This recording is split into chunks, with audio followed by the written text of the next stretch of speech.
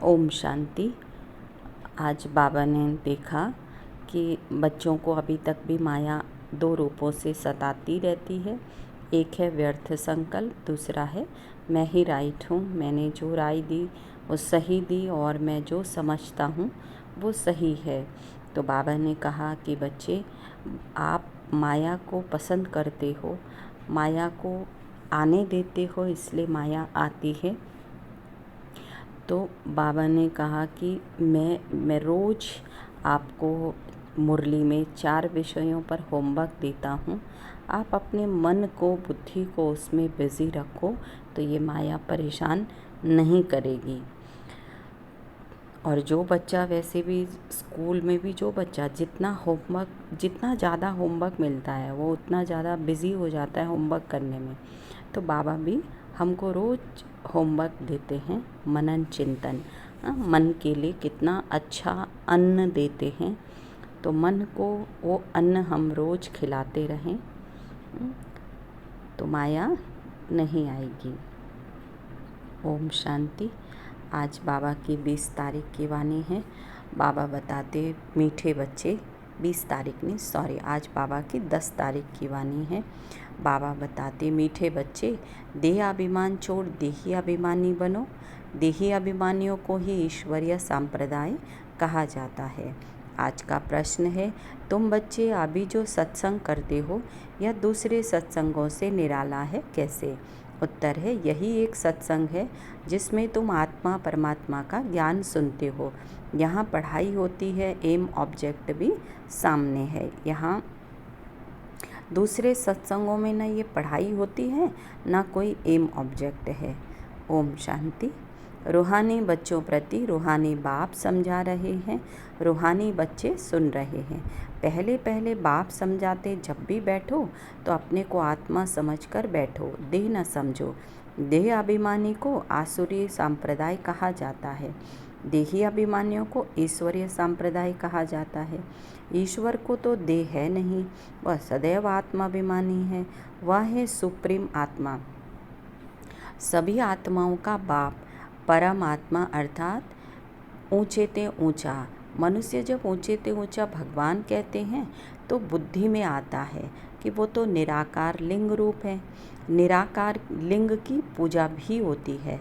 वह परमात्मा यानी कि सभी आत्माओं से ऊंचे हैं।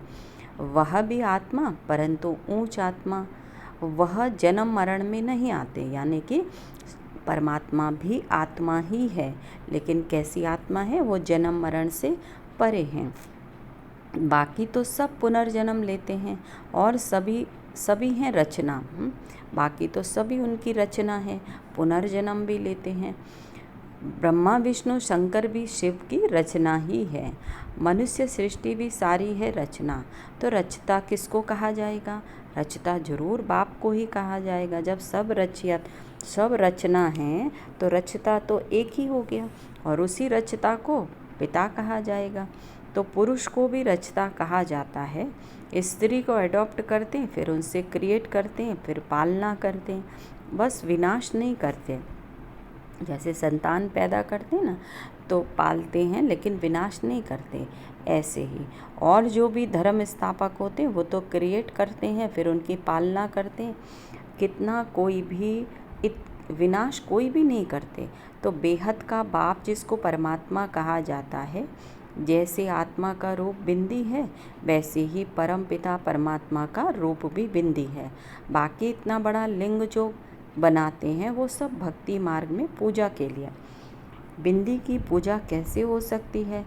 तो भारत में रुद्र यज्ञ रचते हैं, तो मिट्टी का शिवलिंग और शालिग्राम बनाकर फिर उनकी पूजा करते हैं, उनको रुद्र यज्ञ कहा जाता है। वास्तव में असली नाम है राजस्व अश्वमेध अविनाशी रुद्र गीता ज्ञान यज्ञ, जो शास्त्रों में लिखा हुआ है।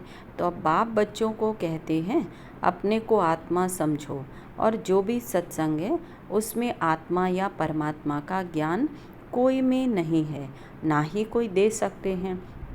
वहाँ तो कोई एम ऑब्जेक्ट होती ही नहीं है। जितने भी सत्संग हैं उनमें कोई लक्ष्य तो है ही नहीं। तुम बच्चे तो अभी पढ़ाई पढ़ रहे हो, हमारी तो क्या है, हाँ सत्संग नहीं, हमारा तो पढ़ाई है। तुम जानते हो आत्मा शरीर में प्रवेश करती है, आत्मा अविनाशी शरीर विनाशी है, शरीर द्वारा पाठ बजाती है।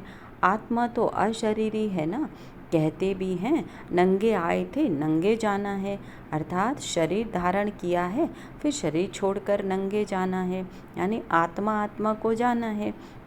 यह बाप तुम बच्चों को ही बैठ समझाते हैं, यह भी बच्चे जानते हैं। भारत में सतयुग था तो देवी देवताओं का राज्य था, एक ही धर्म था, ये भी भारतवासी नहीं जानते हैं। बाप को जिसने नहीं जाना उसने तो कुछ भी नहीं जाना। हाँ, अगर परमात्मा पिता को नहीं जाना तो बाबा कहते फिर दुनिया में कुछ भी नहीं जाना। तो प्राचीन ऋषि मुनि भी कहते थे हम रचता और रचना को नहीं जानते हैं। रचयिता है बेहद का बाप, वही रचना के आदि मध्य अंत को जानते। आदि कहा जाता है शुरू को, मध्य बीच को। आदि है सतयुग जिसको दिन कहा जाता, फिर मध्य में अंत तक रात है। दिन है सतयुग त्रेता, स्वर्ग है वंडर ऑफ वर्ल्ड। भारत में ही स्वर्ग था जिसमें लक्ष्मी नारायण राज्य करते थे। ये भारतवासी ही नहीं जानते हैं कि कभी क्या था, यही भारत स्वर्ग कहलाता था। जब सतयुग और त्रेता था तो भारत स्वर्ग कहलाता था, और जिस स्वर्ग में लक्ष्मी और नारायण राज करते थे। लेकिन इस बात को भारतवासी ही नहीं जानते हैं। तो बाप अभी स्वर्ग की स्थापना कर रहे हैं, तो परमात्मा शिव बाबा आके उसी स्वर्ग की अभी स्थापना का काम कर रहे हैं। तो बाप कहते हैं तुम अपने को आत्मा समझो, हम फर्स्ट क्लास आत्मा हैं। क्या बोलना है कि मैं आत्मा फर्स्ट क्लास आत्मा हूँ। इस समय मनुष्य समाज सब देह अभिमानी है, तो बाप आत्माभिमानी बनाते हैं। आत्मा क्या चीज़ है ये भी बाप ही बतलाते हैं। मनुष्य कुछ भी नहीं जानते, बल कह देते हैं भ्रुकुटी के बीच में चमकता है अजब सा सितारा। बस आत्मा शब्द सुन लिया है और पता है कि शरीर के अंदर आत्मा है और आत्मा ही चमकती है, हम आत्मा हैं, बस इतना। लेकिन आत्मा बनना, आत्मा को मैं समझना और गहराई से समझना, ये कुछ समझते नहीं हैं। परंतु वो क्या है, कैसा उसमें पाठ भरा हुआ है, वो कुछ नहीं जानते।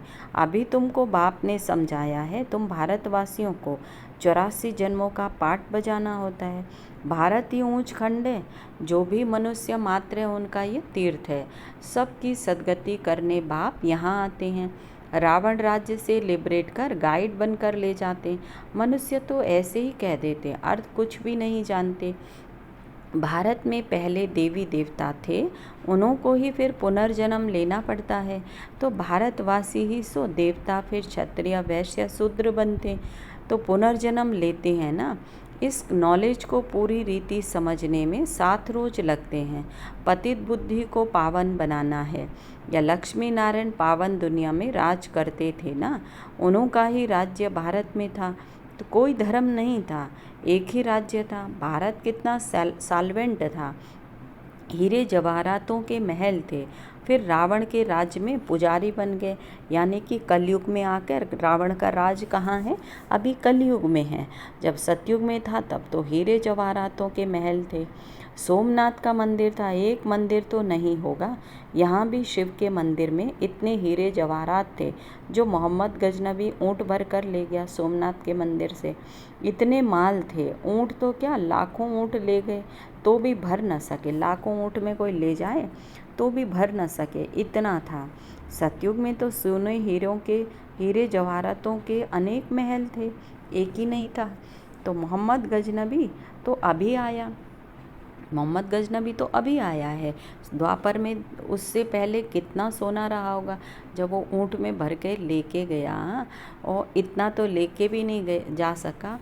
और बाबा कहते सोचो उससे पहले कितना रहा होगा, एक ही मंदिर तो नहीं रहा होगा। तो द्वापर में भी कितने महल आदि होते हैं, वो फिर अर्थक्वेक में अंदर चले जाते हैं। रावण की कोई भी सोने की लंका होती ही नहीं है।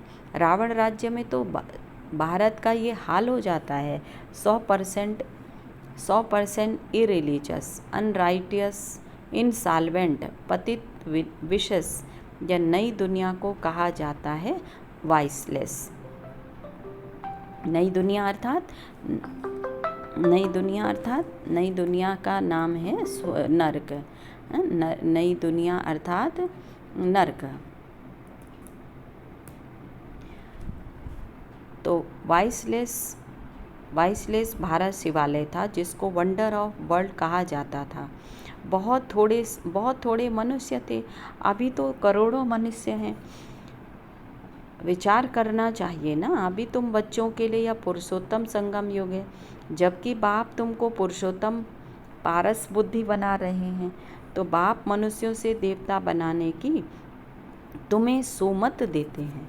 बाबा हमको क्या सुमत देता है कि मनुष्य से देवता कैसे बनना है, जबकि हमने भगवान के आगे क्या कहा कि सुख किस विधि मिलूँ दयामय, कृपा करो भरता। हे परमात्मा, हमको बताओ हम तुम्हें किस विधि से मिले। और हमारी तो कुमति हो गई है।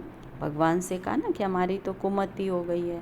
भगवान कहता है कुमति तो रावण ने की, मैं तो सुमति देता हूँ। तो बाप की मत के लिए ही कहा जाता है तुम्हारी तो गतमत न्यारी है।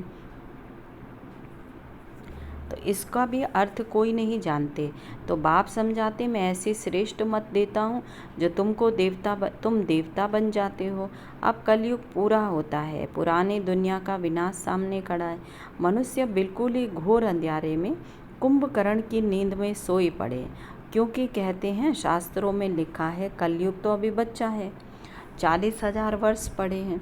84 लाख योनियाँ समझने कारण कल्प की आयु भी लंबी चौड़ी कर दी है। वास्तव में 5,000 वर्ष है। तो बाप समझाते तुम 84 जन्म लेते हो, न कि 84 लाख। बेहद का बाप तो इन सभी शास्त्रों आदि को जानते हैं। तब तो कहती हैं सब है भक्ति मार्ग के जो आधा कल्प चलते हैं, इससे कोई मुझे नहीं मिलते। यह भी विचार करने की बात है। अगर कल्प की आयु लाखों वर्ष है तो लाखों वर्ष दें, फिर तो संख्या बहुत होनी चाहिए, जबकि क्रिश्चियन की संख्या 2000 वर्ष में इतनी हुई है। भारत का असूल देवी देवता धर्म है, वह आना चाहिए, परंतु आदि सनातन देवी देवता धर्म को भूल जाने कारण कह देते हमारा तो हिंदू धर्म है। हिंदू धर्म तो कोई होता ही नहीं है। भारत कितना ऊंच था। आदि सनातन देवी देवता धर्म था तो विष्णुपुरी थी, अब है रावणपुरी। वही देवी देवताएं 84 जन्म के बाद क्या बन गए हैं। देवताओं को वाइसलेस समझ, अपने को विशेष समझकर पूजा करते हैं। सतयुग में भारत वाइसलेस था, नई दुनिया थी जिसको नया भारत कहते हैं। यह है पुराना भारत। नया भारत क्या था, पुराना भारत क्या है। नई दुनिया में भारत ही नया था, अब पुरानी दुनिया में भारत भी पुराना है। क्या गति हो गई है। भारत ही स्वर्ग था, अभी नर्क है। भारत तो मोस्ट सॉल्वेंट था, भारत ही मोस्ट इंसॉल्वेंट है। सबसे भीख मांग रहे हैं, प्रजा से भी भीख मांगते हैं, यानी कर्जा लेते हैं। ये तो समझ की बात है ना। आज के देह अभिमानी मनुष्यों को थोड़ा पैसा मिला तो समझते हम तो स्वर्ग में बैठे हैं। बाबा कहते ना प्रजा से भी टैक्स लेना माना, प्रजा से भी कर्जा लेते रहते हैं। तो सुखधाम स्वर्ग को बिल्कुल जानते ही नहीं हैं, क्योंकि पत्थर बुद्धि हैं। अब उन्हें पारस बुद्धि बनाने के लिए 7 रोज की भट्टी में बिठाओ, क्योंकि पतित है ना, पतित को यहाँ बिठा नहीं सकते, यहाँ पावन ही रह सकते हैं, पतित को अलाउ नहीं कर सकते। तुम अभी पुरुषोत्तम संगम युग पर बैठे हो, जानते हो बाबा हमको ऐसा पुरुषोत्तम बनाते। यह सच्ची सत्यनारायण की कथा है। सत्य बाप तुमको नर से नारायण बनने का राजयोग सिखा रहे हैं। ज्ञान सिर्फ एक बाबा के पास है, जिसको ज्ञान का सागर कहा जाता है। शांति का सागर, पवित्रता का सागर है। ये उस एक की ही महिमा है, दूसरे कोई की महिमा नहीं हो सकती। देवताओं की महिमा अलग, परमपिता परमात्मा शिव की महिमा अलग, वो है बाप। श्री कृष्ण है देवता, सूर्यवंशी सो चंद्रवंशी सो वैश्यवंशी। मनुष्य हम सो का अर्थ भी समझते नहीं। हम आत्मा सो परमात्मा कह देते हैं। कितना रॉन्ग है। जबकि क्या है, हम आत्मा ही सूर्यवंशी बनती हैं, फिर चंद्रवंशी बनती हैं, फिर वैश्यवंशी बनती हैं और फिर शूद्रवंशी बनती हैं। लेकिन उन्होंने हम सो का अर्थ हमें आत्मा और हमें परमात्मा कह दिया। अभी तुम समझते हो भारत की चढ़ती कला और उतरती कला कैसे होती है। ये है ज्ञान, वो है सब भक्ति। सतयुग में सब पावन थे, राजा रानी का राज्य चलता था। वहाँ कोई वजीर नहीं होता था, क्योंकि राजा रानी खुद ही मालिक हैं, होशियार हैं, पारस बुद्धि हैं, तो वजीर रखने की ज़रूरत नहीं। राय सलाहकार वाला कोई नहीं चाहिए। बाप से वर्षा लिया हुआ है, उसमें अक्ल है। क्यों अक्ल है उनके अंदर? इसलिए तो वजीर नहीं चाहिए, क्योंकि उनके अंदर खुद अक्ल है। लक्ष्मी नारायण को कोई के राय लेने की दरकार नहीं, वहाँ तो वजीर होते ही नहीं हैं। भारत जैसा पवित्र देश कोई है नहीं। महान पवित्र देश था भारत, नाम ही था स्वर्ग। अभी है नर्क, नर्क से फिर स्वर्ग बाप ही बनाएगा। अच्छा, मीठे मीठे सिक्की लदे बच्चों प्रति माता पिता बाप दादा का याद प्यार गुड मॉर्निंग। रूहानी बाप की रूहानी बच्चों को नमस्ते। हम रूहानी बच्चों की रूहानी बाप दादा को नमस्ते। धारणा के लिए मुख्य सार है, एक बाप की सुमत पर चलकर मनुष्य से देवता बनना है। इस सुहावने संगम युग पर स्वयं को पुरुषोत्तम पारस बुद्धि बनाना है। 7 रोज की भट्टी में बैठ पतित बुद्धि को पावन बुद्धि बनाना है। सत्य बाप से सत्यनारायण की सच्ची सच्ची कथा सुन नर से नारायण बनना है। नर से नारायण बनना है। वरदान है, हर खजाने को बाप के डायरेक्शन प्रमाण कार्य में लगाने वाले ऑनेस्ट व ईमानदार भव।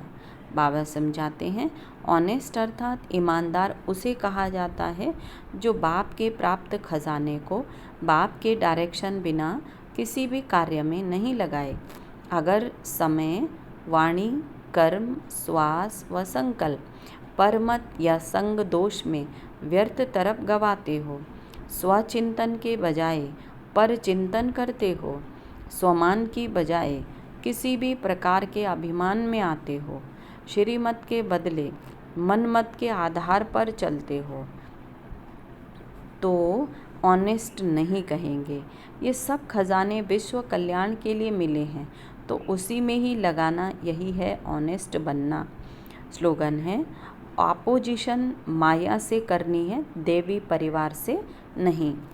अव्यक्त इशारे हैं, अपने परिवार की कोई भी आत्मा वरदान से वंचित न रह जाए, ऐसे उमंग उत्साह का श्रेष्ठ संकल्प दिल में सदा रहे। अपनी प्रवृत्तियों में ही बिजी नहीं रहना, बेहद की स्टेज पर स्थित हो, बेहद की आत्माओं की सेवा का श्रेष्ठ संकल्प करो, यही सफलता का सहज साधन है। अच्छा, ओम शांति।